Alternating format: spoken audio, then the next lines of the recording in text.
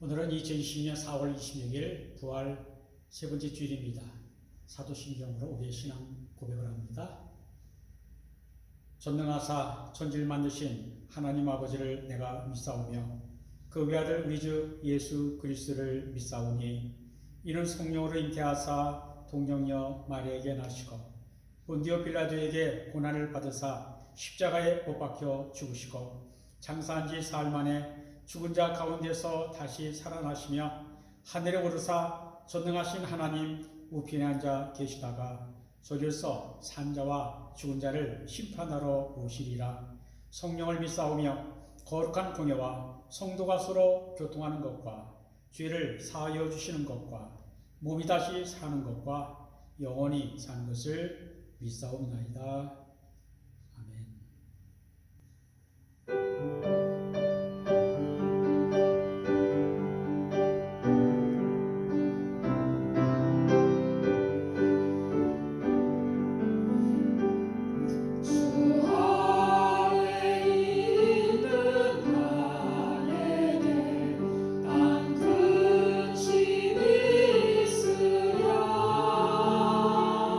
십자가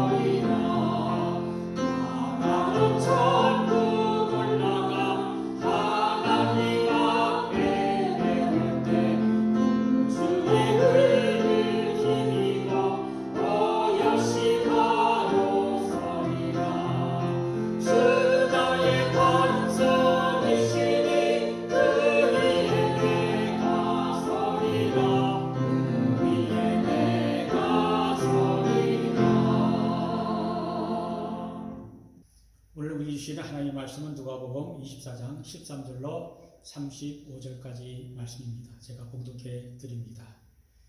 그날에 그들 중 둘이 예루살렘에서 25리나 되는 엠마우라 하는 마을로 가면서 이 모든 된 일을 서로 이야기하더라. 그들이 서로 이야기하며 문의할 때에 예수께서 가까이 이르러 그들과 동행하시나 그들의 눈이 가려져서 그인 줄 알아보지 못하거늘 예수께서 이르시되 너희가 길 가면서 서로 주고받고 하는 이야기가 무엇이냐 하시니 두 사람이 슬픈 빛을 띠고 머물러 서더라. 그 한 사람인 글로바라 하는 자가 대답하여 이르되 당신이 예루살렘에 체류하면서도 요즘 거기서 된 일을 혼자만 알지 못하느냐. 이르시되 무슨 일이냐. 이르되 나사렛 예수의 일이니 그는 하나님과 모든 백성 앞에서 말과 일에 등하신 선지자이거늘 우리 대제사장들과 관리들이 사형 판결에 넘겨주어 십자가에 못 박았느니라. 우리는 이 사람이 이스라엘을 속량할 자라고 바란노라. 이뿐 아니라 이 일이 일어난 지가 사흘째여 또한 우리 중에 어떤 여자들이 우리로 놀라게 하였으니 이는 그들이 새벽에 무덤에 갔다가 그의 시체는 보지 못하고 와서 그가 살아나셨다 하는 천사들의 나타남을 보았다 하니라. 또 우리와 함께한 자 중에 두 사람이 무덤에 가 과연 여자들이 말한 바와 같음을 보았으나 예수는 보지 못하였느니라 하거늘 이르시되 미련하고 선자들이 말한 모든 것을 마음에 더디 믿는 자들이여 그리스도가 이런 고난을 받고 자기의 영광에 들어가야 할 것이 아니냐 하시고 이에 모세와 모든 선자의 글로 시작하여 모든 성경에 쓴 바 자기에 관한 것을 자세히 설명하시니라. 그들이 가는 마을에 가까이 가매 예수는 더 가려 하는 것 같이 하시니 그들이 강권하여 이르되 우리와 함께 유하사이다. 때가 저물어가고 날이 이미 기울었나이다 하니 예 그들과 함께 유하러 들어가시니라. 그들과 함께 음식 잡으실 때에 떡을 가지사 축사하시고 떼어 그들에게 주시니 그들의 눈이 밝아져 그인 줄 알아보더니 예수는 그들에게 보이지 아니하시는지라. 그들이 서로 말하되 길에서 우리에게 말씀하시고 우리에게 성경을 풀어 주실 때에 우리 속에서 마음이 뜨겁지 아니하더냐 하고 곧 그때 일어나 예루살렘에 돌아가 보니 11 제자 및 그들과 함께한 자들이 모여 있어 말하기를 주께서 과연 살아나시고 시몬에게 보이셨다 하는지라. 두 사람도 길에서 된 일과 예수께서 떡을 떼심으로 자기들에게 알려주신 것을 말하더라. 아멘.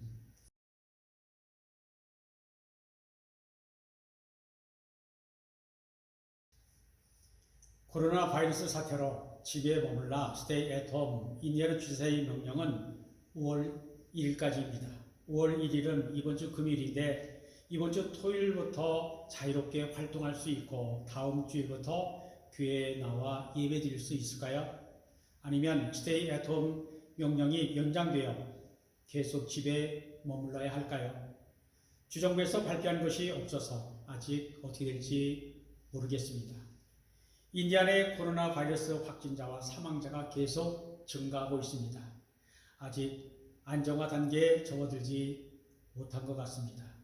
이런 때 경제를 오픈해도 제대로 돌아갈지 의문입니다.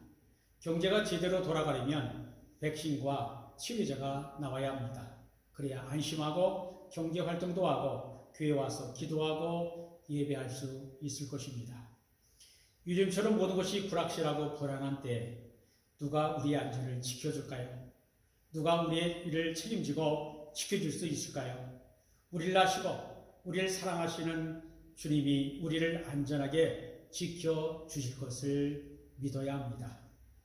평범한 일상을 잃어버리고 나니 일상은 굉장한 일이 일어나지 않는 아주 보잘것없는 날이 아니라 사실은 평범한 일상이 기적이요 은혜라고 하는 생각을 하게 됩니다.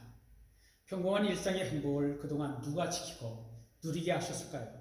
전능하신 하나님과 그분의 독생자 예수 그리스도께서 우리를 지켜주시는 인생의 주인이시여 어두운 세상에서 우리를 인도하는 빛이라고 하는 사실을 다시 한번 깨닫고 고백할 수 있기를 바랍니다.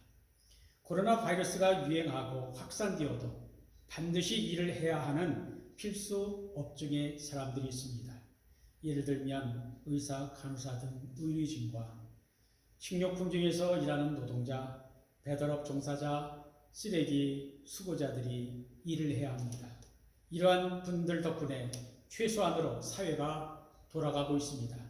자기 목숨을 걸고 다른 사람의 안전과 건강과 생명을 돌보는 그런 분들을 생각하며 감사하는 마음을 가져야 합니다.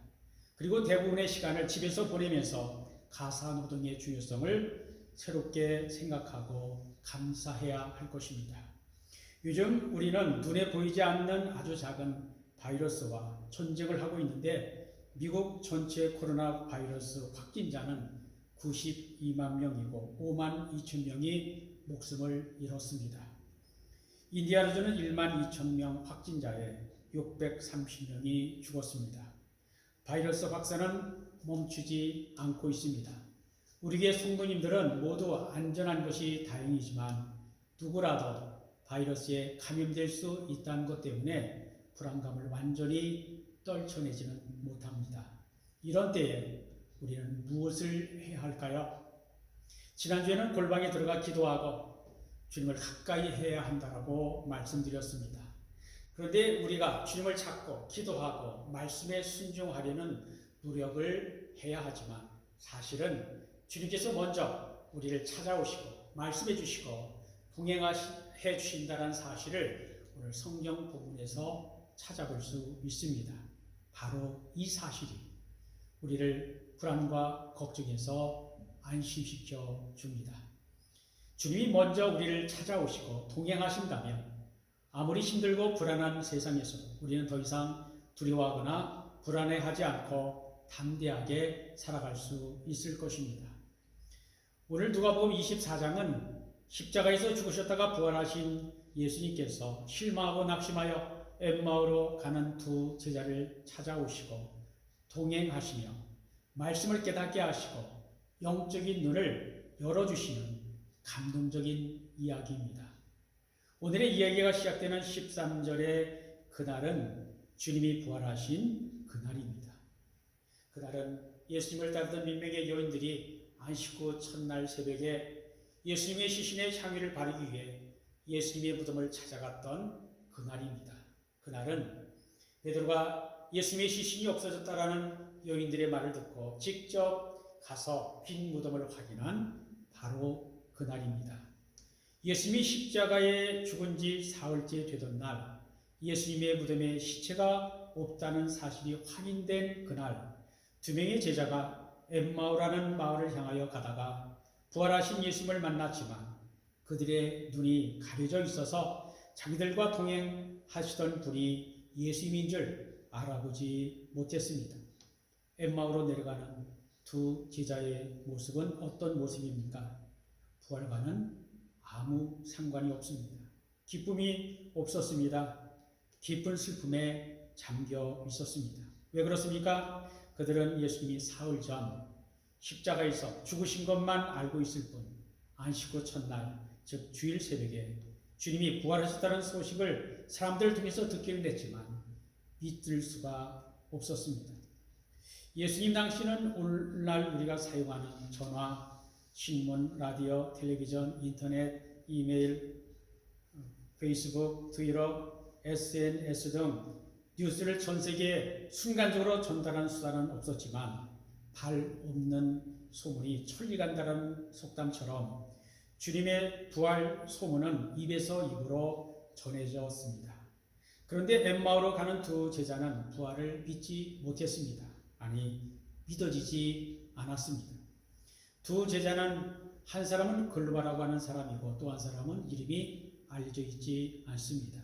이 두 제자는 12명의 제자는 아니었지만 주님이 사랑하셨던 사람이었던 것 같습니다. 15절을 보면 예수께서 가까이 이르러 그들과 동행하셨다라고 했습니다.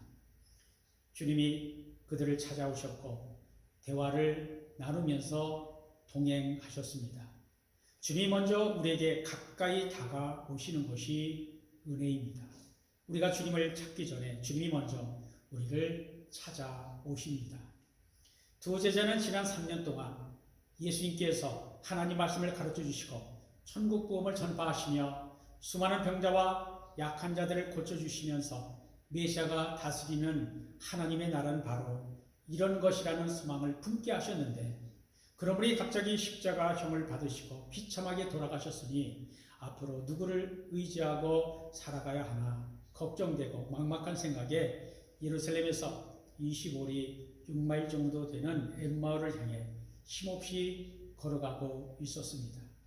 이 두 제자는 인간적인 생각에 갇혀 있었습니다. 그래서 16절을 보면 그들의 눈이 가리어져 그분인 줄 알아보지 못했다 했습니다.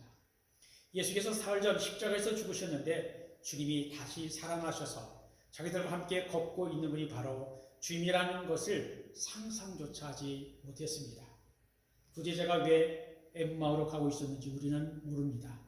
그곳에 그들의 집이 있어서 가는지, 그곳에 볼 일이 있어서 가는지, 그곳을 거쳐서 다른 곳을 여행할 것인지 우리는 모릅니다. 그러나 우리가 분명히 알 수 있는 것은 그들은 주님이 부활하신 예루살렘을 등지고 멀리 가고 있다는 사실입니다. 기쁨의 부활과는 전혀 상관없이 슬픔과 절망 중에 있다는 사실입니다. 두 제자는 기쁨이 아니라 슬픔이, 소망이 아니라 절망이, 빛이 아니라 어둠에 사로잡혀 있었습니다. 여러분들도 비슷한 경험이 있으실 겁니다. 확실하게 믿었던 것이 허무하게 실패할 때 낙심하고 절망했던 적 말입니다. 그러나 하나님을 믿는다는 것은 끝까지 하나님을 신뢰하고 기도하고 참고 인내하면서 하나님의 때를 기다리는 것입니다. 우리가 모든 게 끝났다라고 절망하는 순간 하나님은 가만히 계신 분이 아닙니다. 우리의 절망은 하나님에게는 사랑과 능력을 베푸실 기회인 것입니다. 예루살렘에 남아있는 제자들은 아직 상황이 어떻게 돌아가는지 명확하게 알지는 못했지만 주님이 부활하셨다는 소식을 들었습니다. 그러나 엠마오로 내려가는 두 제자는 그러한 소식과는 상관없이 실망과 좌절, 절망한 자의 심정을 가지고 엠마오로 가고 있었습니다. 엠마오로 내려가는 두 제자는 막 가슴이 먹먹하고 혼란스러워 앞으로 어떻게 해야 할지 막막했을 것입니다. 그래서 그들은 힘없이 걸어가고 있었습니다. 그때 한 사람이 그 두 제자의 여행길에 동행을 합니다. 동행은 함께 걷는다라는 뜻입니다. 동행하는 그분은 바로 그날 이른 아침에 부활하신 예수님이셨습니다. 부활하신 예수님이 실망, 슬픔, 절망에 빠진 두 제자들을 찾아오신 것입니다. 그러나 그 두 제자들은 예수님을 알아보지 못했습니다. 그들의 좌절한 눈, 절망의 눈, 소망이 없는 눈을 가지고는 예수님을 알아볼 수 없었습니다. 그러나 주님은 두 제자를 포기하실 분이 아니십니다. 주님이 두 제자들과 말을 주고받았습니다. 주님은 두 제자들과 대화를 나누신 것입니다. 그럼에도 불구하고 두 제자들은 예수님을 알아보지 못했습니다. 말을 주고받을 만큼 그렇게 주님께서 가까이 계심에도 불구하고 그들은 주님을 전혀 알아보지 못했습니다. 왜 그렇습니까? 그들의 눈이 가려져 있었기 때문입니다. 그들의 눈에 뭔가 씌워진 것처럼 가려져서 예수님이 바로 그들 옆에 계신데도 그들은 주님을 전혀 알아보지 못했습니다.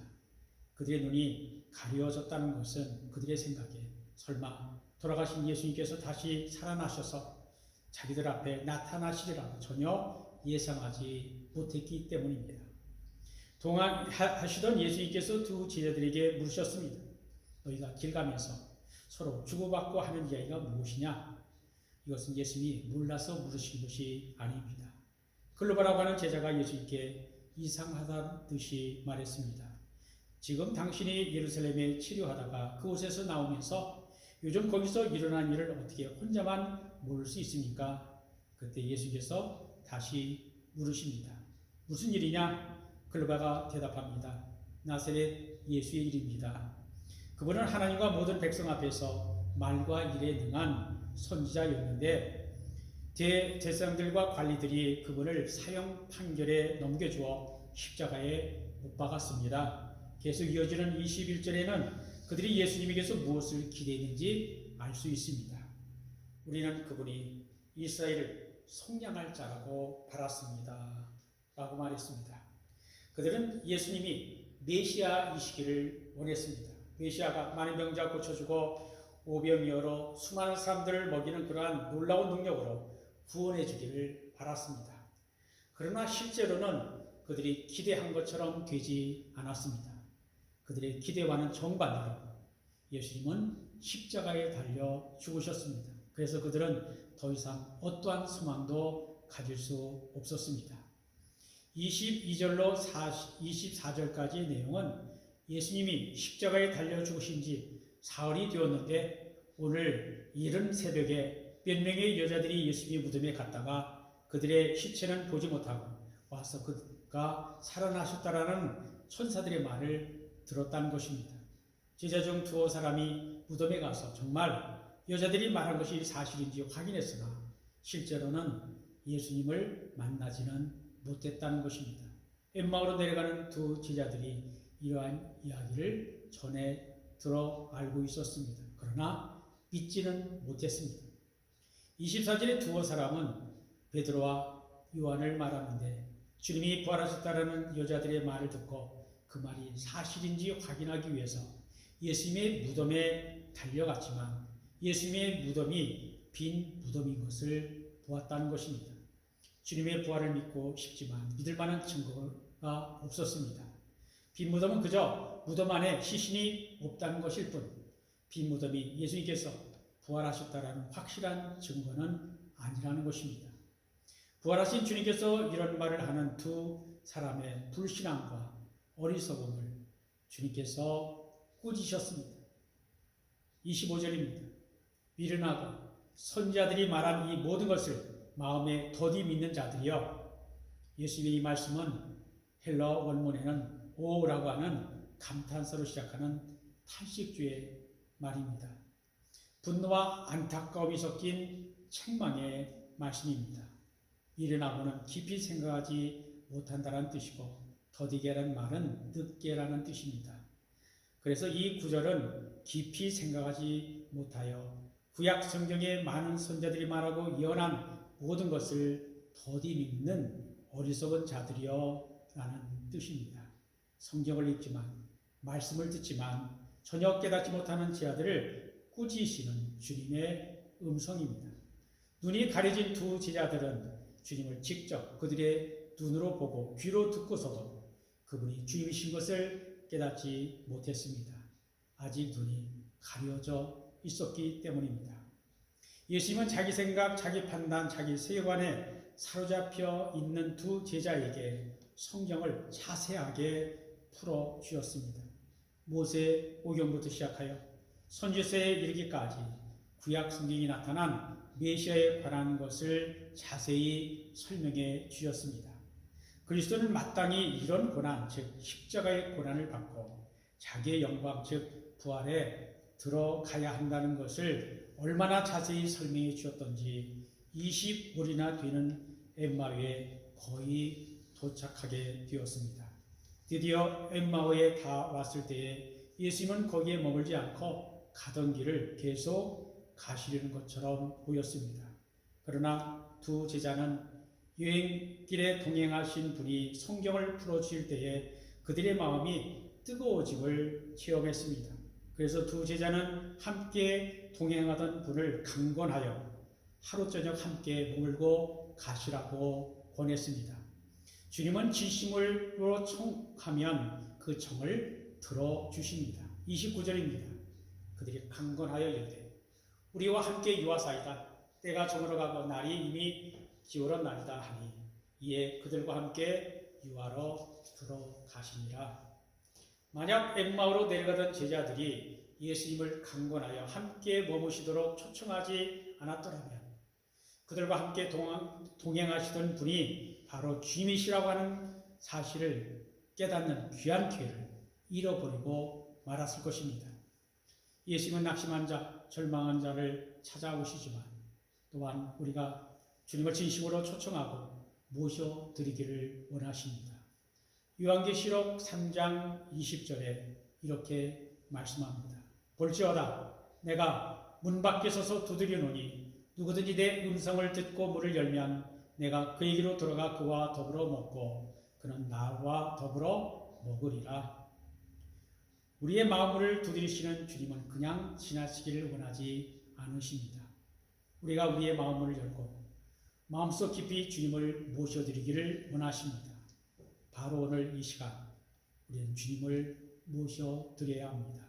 주님을 그냥 지나가시게 내버려 두어서는 안 됩니다.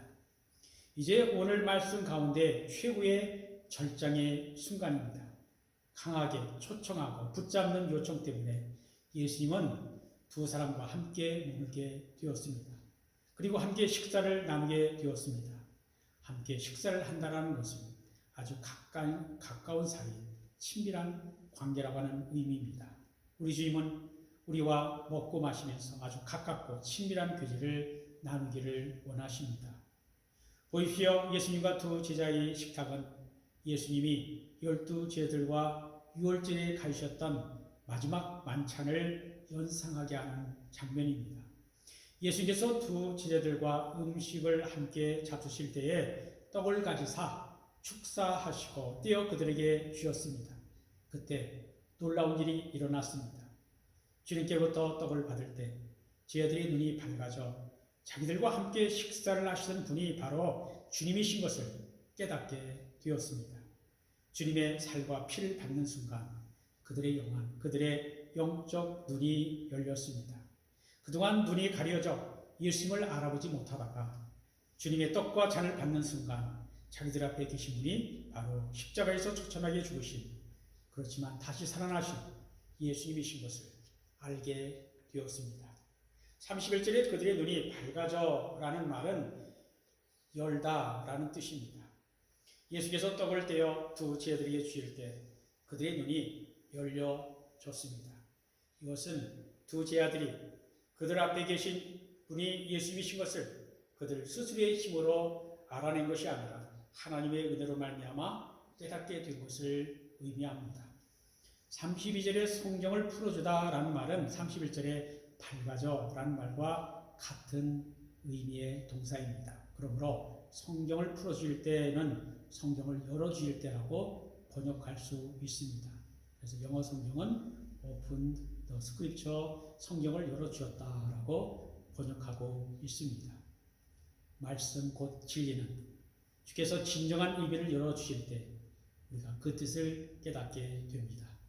예수님과 예수님이 보내신 성령님이 말씀의 뜻을 열어주실 때 말씀의 뜻을 깨닫게 되는 것입니다. 제자들의 눈이 열리고 밝아져서 그분이 주님이신 것을 알아보는 순간 주님은 그들에게서 사라지셨습니다.